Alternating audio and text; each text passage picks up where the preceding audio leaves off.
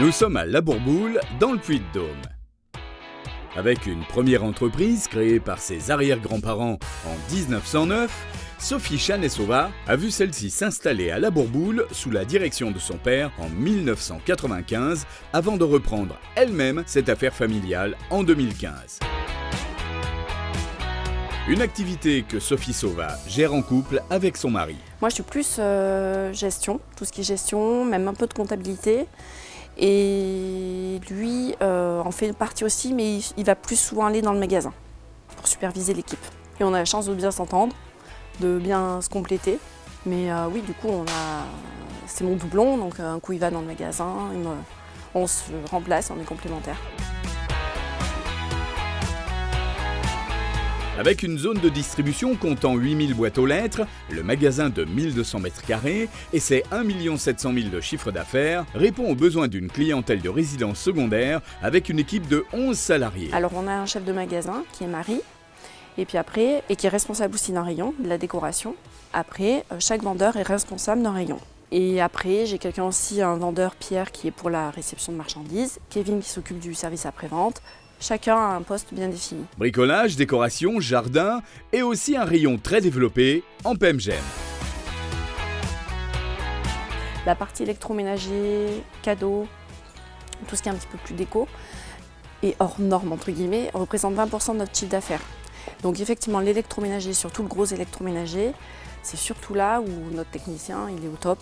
Et il a eu une très bonne formation là-dedans et on en vend et il s'occupe du service après-vente.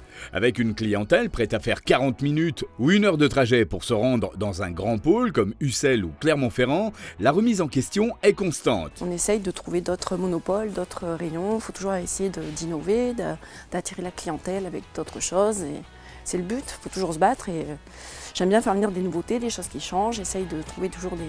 Bon, en même temps, c'est un défi et ça me plaît. De vivre sur sa routine, ça ne me conviendrait pas de toute manière et c'est pas comme ça que le commerce évolue. Chez Briconote à La Bourboule, les chefs de rayon ont toute l'attitude pour la gestion au quotidien de leur rayon. Alors, déjà, chaque vendeur s'occupe de son rayon, donc chaque vendeur s'occupe de ses commandes.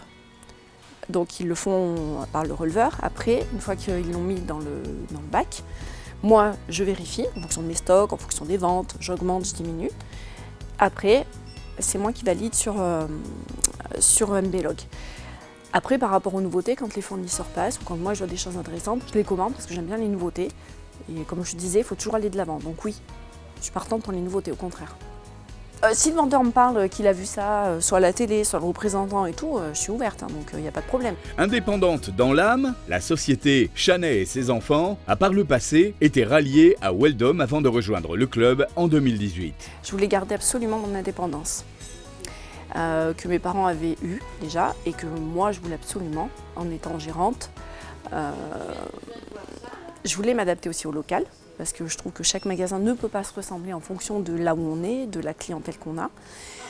Et Weldom nous imposait des règles beaucoup trop strictes, dans lesquelles je ne me reconnaissais plus.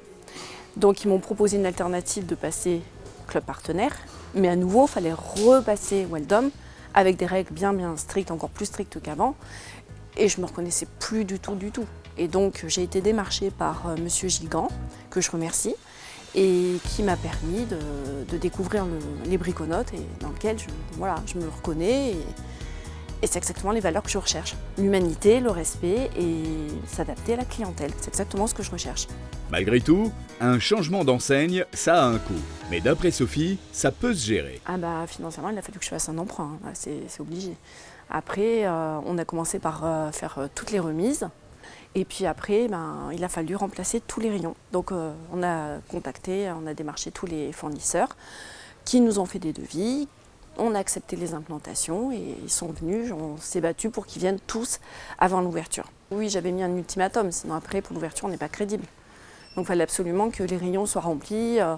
Voilà, on a fait notre maximum, on s'est battu, mais oui. Changement d'enseigne, changement de gamme, c'est aussi des changements d'habitude. C'est vrai que c'est différent, ça change, au départ c'est perturbant, mais en même temps on a plus de contact humain, donc ça me plaît davantage.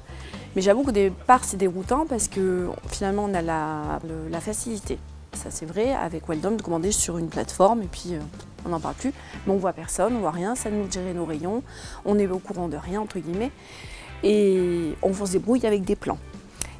Là, la différence, c'est que on a beaucoup plus de contact avec les fournisseurs, qui eux, d'eux-mêmes passent, qui nous informent des nouveautés, qui eux font les rayons eux-mêmes, on gagne en temps, en contact et en formation aussi avec les vendeurs. Avec un magasin très clean, Est-ce que vous auriez envie d'acheter dans un magasin sale et mal rangé? la famille Sauva sait aussi trouver les mots pour motiver ses troupes dans la gestion du client au quotidien.